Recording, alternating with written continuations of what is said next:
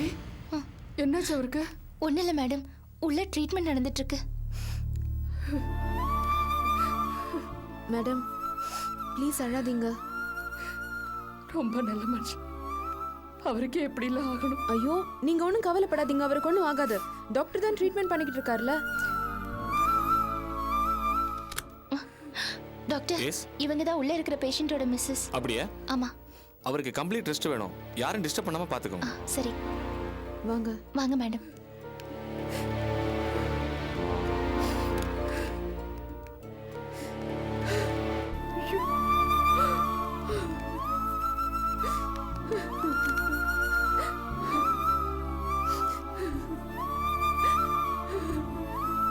Madam அழாதீங்க please. நான் என்ன பண்ணுவேன் அபி? ஏற்கனவே ஒரு தடவை அட்டாக் வந்திருக்கு, உனக்கு ஞாபகம் இருக்குல்ல? அப்பவே டாக்டர் சொன்னார் எதுக்காகவும் ஸ்ட்ரெயின் பண்ணக்கூடாது. அதான் இப்ப பாரு. மேடம் அழாதீங்க, அவருக்கு ஒன்றும் ஆகாது.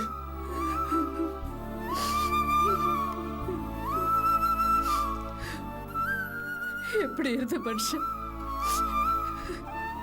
இப்ப எப்படி? கொஞ்ச நாளாவே ரொம்ப வேதனையில் இருந்தார் அபி. மேடம் ப்ளீஸ் அழாதீங்க, நீங்க அவரை நல்லபடியா தானே கவனிச்சுக்கிட்டீங்க. நல்லதான் பார்த்துட்டு இருந்தேன்.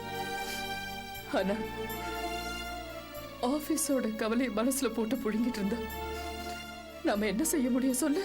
மேடம் காசு பணம் இன்னைக்கு வரும் நாளைக்கு போகும், அதுக்காக ஏன் இவ்வளவு தூரம் பாஸ் ட்ரெயின் பண்ணிக்கணும்? அபி காசு பணம் போடுறதுக்காக அவரும் நானும் வேதனைப்படல. இந்த மனுஷன் பாவம் கிட்டத்தட்ட 2 மாசமா புலம்பிக்கிட்டு இருந்தாரு. எல்லாம் உங்களை பத்தி தான். எங்களுக்காகவா? ஆமா அபி, நீ உஷா கிருஷ்ணன் தொல்காப்பியன்னு அவரோட எல்லா ஸ்டாஃபையும் சொந்த பந்தமா நினைச்ச மனுஷன் இவரு.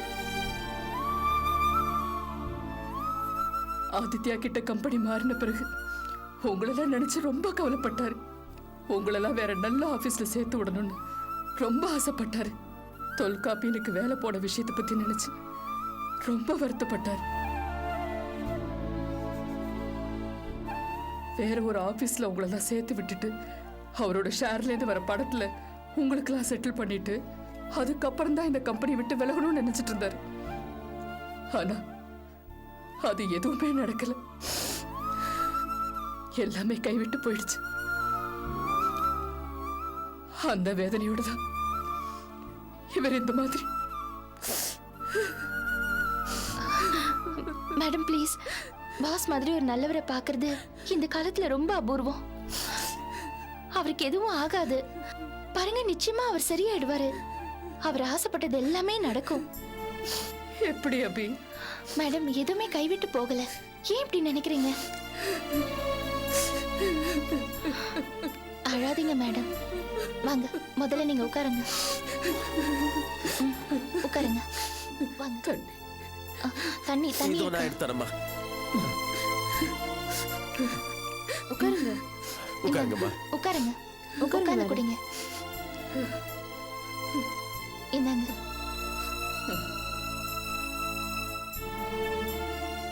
கொஞ்சம் வெளியே வாயேன். வா கொடுங்கம்மா.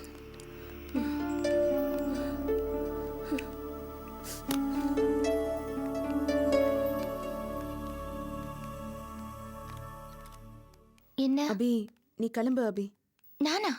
ஆமா நீ கிளம்பு, நாங்க பாத்துக்கிறோம். என்ன நீ இப்படி ஒரு சூழ்நிலையில நான் எப்படி போக முடியும்? அபி சொன்னா புரிஞ்சுக்கோ அபி, உனக்காக வீட்ல எல்லாரும் வெயிட் பண்ணிட்டு இருப்பாங்க. சாரியும் மேடமையும் நானும் கிருஷ்ணன் சாரும் பாத்துக்கிறோம். நீ கிளம்பு.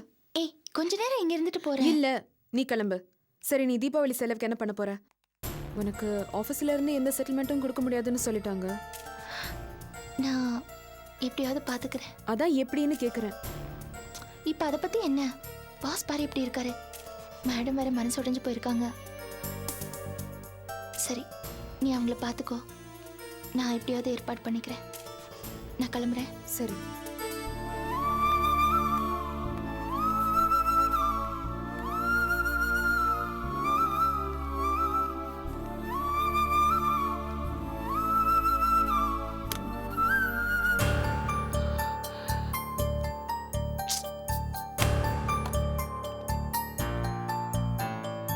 என்னடி ஆனந்தி? செல்லு ஸ்விட்ச் ஆஃப்னு வருதுமா. மறுபடியும் ட்ரை பண்ணி பாருக்கா. நம்பர் சரியா போட்டியா? ஏண்டா அக்கா நம்பர் எனக்கு தெரியாதா?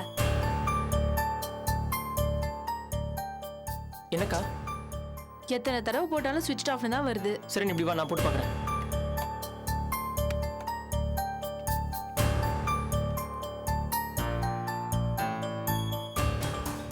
என்ன? ஆஃப் பண்ணி தான் இருக்கு. நான் தான் சொன்னேன்ல. என்னடி ஆனந்தி? என்னென்னமா பண்ண சொல்ற? அக்கா போன் ஆஃப் பண்ணி வச்சிருக்கு. ஏண்டி இவ இப்படி பண்றா? ஒருவேளை ஏதாவது மீட்டிங்ல இருக்கும். அவ்வளவு தூரம் படிச்சு படிச்சு சொல்லியும் ஏன் தான் இப்படி லேட் பண்றாளோ? கொஞ்சம் கூட பொறுப்பு இல்லாம நடந்துக்கிறா. அதாம்மா எனக்கும் சங்கடமா இருக்கு. நிஜமா அது வேலையில மாட்டிட்டு இருக்கா இல்ல வேணுட்டே இப்படி பண்ணுதான்னு குழப்பமா இருக்கு. இன்னொரு வாட்டி போட்டு பாரு. மா, எத்தனை முறை ட்ரை பண்ணாலும் ஸ்விட்ச் ஆஃப் தாம்மா. இப்போ என்னடா பண்றது? என்ன பண்றது? கொஞ்ச நேரம் பொறுமையா வெயிட் பண்ணுவோம். வேற வழி?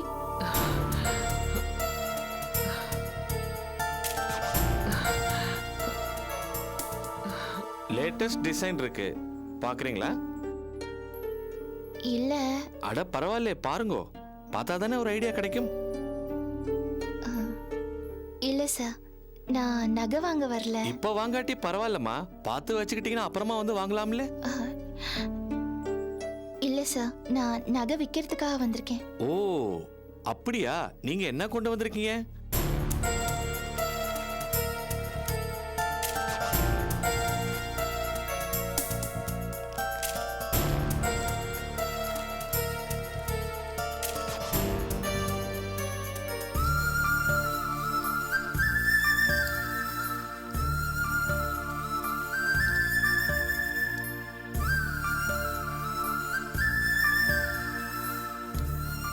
இதையாமா விக்கிறீங்க? ஏன் சார், இதெல்லாம் வாங்க மாட்டீங்களா? தங்கம்மா, நீங்க எது கொடுத்தாலும் வாங்குறதுதாம்மா. ஆனா இந்த மாதிரி தாலியில இருக்கிற குண்டு காசு எல்லாம் யாரும் பொதுவா விற்க மாட்டாங்கம்மா. விற்க கூடாதுன்னு சொல்லுவாங்க, அதான் கேட்டேன். இந்த மாதிரி சென்டிமெண்ட்டுக்கெல்லாம் இப்ப அர்த்தம் இல்ல சார். எவ்வளவு கிடைக்கும்னு கொஞ்சம் பார்த்து சொல்லுங்களேன். இது கலிகாலம், நாம சொல்றதுக்கு என்ன இருக்கு? கலிகாலத்துல நடைமுறைக்கு ஒத்து வராதெல்லாம் நடக்கும்னு எங்க தாதாஜி அப்பவே சொல்லியிருக்காரு. சரி, இதுக்கு எவ்வளவு வருதுன்னு பாப்போம்.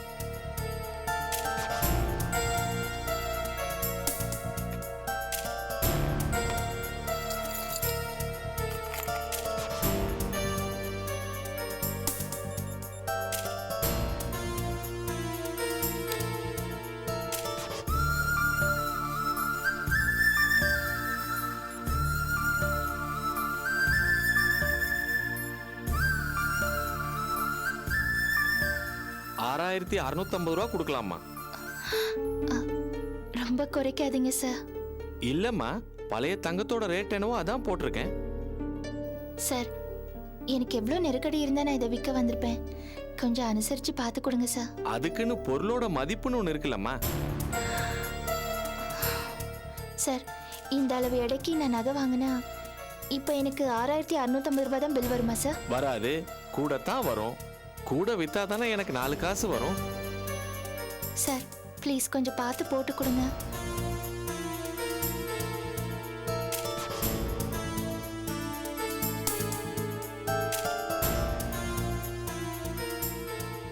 வேணா ரவுண்டா $7,000 கொடுக்கலாமா? சரி சார், கொடுங்க.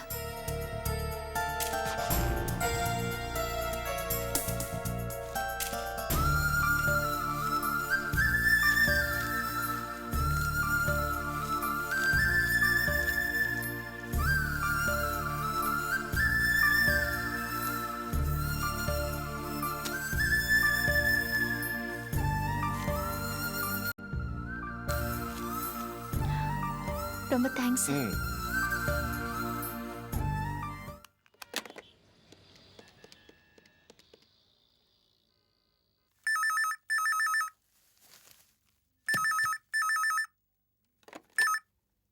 ஹலோ ஹலோ அம்மா, நான் தான் ஆர்த்தி பேசுறேன். என்னம்மா ஆர்த்தி? என்ன என்ன நான் கேக்குறேன்? ஏமா, என்ன நினைச்சுக்கிட்டுமா நீங்க இந்த மாதிரிலாம் பண்றீங்க? அழைக்க வரேன்னு சொல்லிட்டு நீங்க பாட்டுக்கு இருந்தா எப்படிமா? நான் எங்க வீட்டுக்கும் வாசலுக்கும் எவ்வளவு நேரமா அலையறேன் தெரியுமா? ஏமா என்ன இப்படி வேதனைப்படுத்துறீங்க? ஆர்த்தி, இப்போ என்ன நடந்து போச்சு? ஏன் அழற? அழாத, வருத்தப்படாத. பின்ன சின்ன குழந்தைய ஏமாத்துற மாதிரி என்ன ஏமாத்துறீங்களாமா? நேரம் ஆயிட்டே போகுது, நீங்க வர மாதிரியே தெரியல. எனக்கு அழுகையா வருதுமா. இப்ப நீங்க உடனே வந்து என்ன அழைக்க போறீங்களா இல்லையா? வருத்தப்படாத ஆர்த்தி, இதோ மனோ கிளம்பிட்டு இருக்கான், அங்கேதான் வரா. நீ ரெடி ஆயிரு. அதெல்லாம் கிளம்பி நான் இங்க ரெடியா தான் இருக்கேன். சரிம்மா, மனோ வந்துடுவான். நீ அழாதே, முதல்ல அழுகைய நிறுத்து, இப்ப வந்துடுவான். ம், சரி. இத கொண்டு போய் ஆர்த்தி வீட்டுல கொடுத்துட்டு வந்துடு. மா. இரு, அங்கேயே ஒரு தாம்பல தட்டு வாங்கி இதெல்லாம் வச்சு கொடுத்துடு. போடா. என்னடா மனோ இதெல்லாம்? ட்ரெஸ்ஸுக்கா? ட்ரெஸ்ஸா? அதான் நான் வாங்கிட்டு வரேன்னு சொல்லிருக்கேன்ல. இது எதுடா?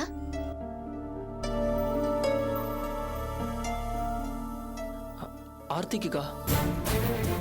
ஆர்த்திகா? ம். என்னடா சொல்ற? அவனை ஒண்ணும் சொல்லாத அபி, நான் தான் அவனை போ சொன்னேன்.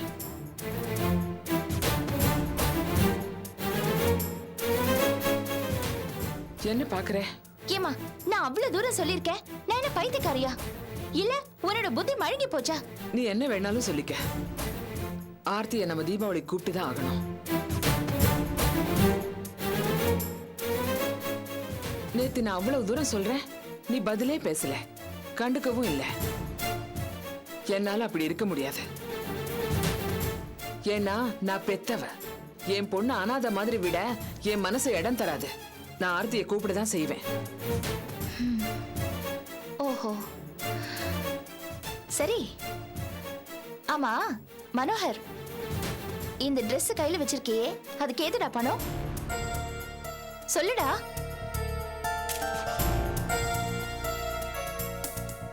என் வளையல வித்துட்டேன். Very good. ஆனா உன்னா எதையாவது கழட்டுறது, விக்கிறது, இல்லனா அடகு வைக்கிறது, இதுதானே நம்ம வீட்ல வழக்கமா போச்சு. பின்ன என்ன பண்ண சொல்ற? உன் வளையல வித்தத பத்தி எனக்கு எந்த பிரச்சனையும் இல்லம்மா. ஆனா நீ வித்ததுக்கான காரணம் சொல்லிட்டு இருக்கியே, அதுதான் என்னால ஏத்துக்க முடியல. என்ன மீறி இதெல்லாம் பண்றதுக்கு நீ துணிஞ்சிட்டல்லம்மா? என் வார்த்தைக்கு நீ தர மரியாதை இவ்வளவுதானா? ஓகே. இது பாரு, நான் ஒண்ணு இந்த வீட்ல அடிமை கிடையாது. எனக்கும் சுய புத்தி இருக்கு. ஒரு காலத்துல நானும் உன்ன மாதிரி வேலை பார்த்து உங்களை எல்லாம் வளர்த்தவதான்.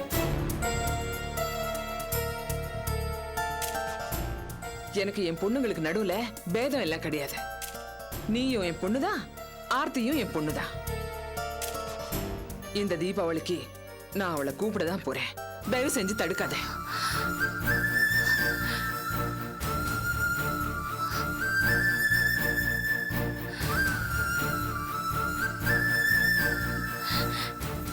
அம்மா, நீ சொல்றதெல்லாம் நான் கேக்குறதா இல்லையா அபி? ஏமா நான் என்ன உளறேன்னு நினைச்சிட்டு இருக்கியா? நான் ஏன் அவளை கூப்பிட கூடாதுன்னு சொல்றேங்கிற காரணத்தை உன்னால புரிஞ்சுக்க முடியலையா? என்னத்த பெரிய காரணம் சொல்ல போறேன்? ஓடி போயிட்டா, துரோகம் பண்ணிட்டான்னு சொல்லுவேன். எத்தனை நாளைக்கு சொல்லுவேன்? ஏதோ சின்ன பொண்ணு தப்பு பண்ணிட்டா, அது என்ன உலக மகா குற்றமா? அவ பண்ணது கல்யாணம் தானே, கொலையா பண்ணிட்டா. என்னம்மா? தப்பு பண்ணவள கோவிக்கலாம் அபி, அந்த கோவம் கொஞ்ச நாளைக்கு இருக்கலாம். ஆனா இப்படி சரிக்கு சரியா போட்டி போடுறது, அவள ஒரு எதிரியா பாக்குறது எதுவுமே நல்லா இல்ல அபி. நீ கஷ்டப்படுற, ஆபீஸ்க்கு போற, சம்பாதிக்கிற, எல்லாம் சரிதான். ஆனா அதை வச்சுக்கிட்டு எல்லாரும் மேலயும் ஆதிக்கம் பண்றது நல்லா இல்ல அபி. ஓஹோ, அப்போ அவ பண்ணது துரோகம் இல்ல. திரும்ப திரும்ப துரோகம் துரோகம்னு சொல்லாதே அபி. என் புருஷன் கூட தான் எனக்கு பெரிய துரோகத்தை பண்ணிட்டு ஓடி போயிட்டாரு. அவருக்கு பிறந்தவங்க தானே நீங்க எல்லாம். நான் என்ன உங்களை எல்லாம் கிணத்துல தூக்கி போட்டு சாகடிச்சிட்டேனா? எல்லாரையும் ஒண்ணு போல வளர்க்கல. அப்படி வளர்த்ததுல ஒண்ணு தப்பு பண்ணிட்டா, அதுக்காக என்ன பண்ண சொல்ற?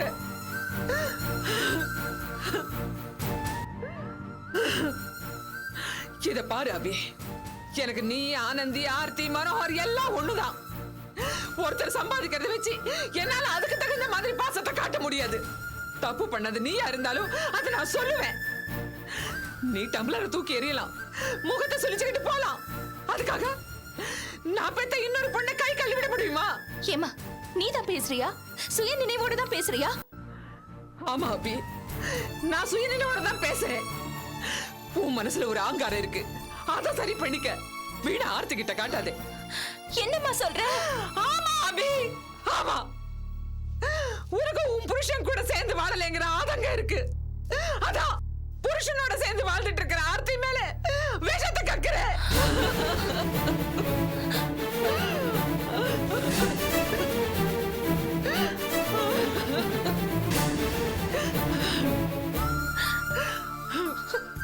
அன்னைக்கு கோயில்ல 2 குடும்பம் ஒன்னா சேர்ந்து இருந்ததை உன்னால சகிச்சுக்க முடியல.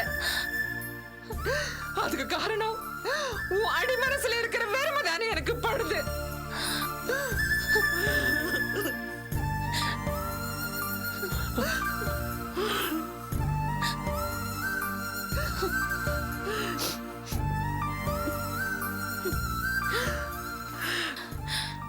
மனோகர், அக்கா இந்தா எதுக்குக்கா? தீபாவளி செலவுக்கான பணம் மனோகர். எப்படி வேணாலும் செலவு பண்ணிக்கங்க, யாரை வேணாலும் கூப்பிட்டுக்கங்க. அக்கா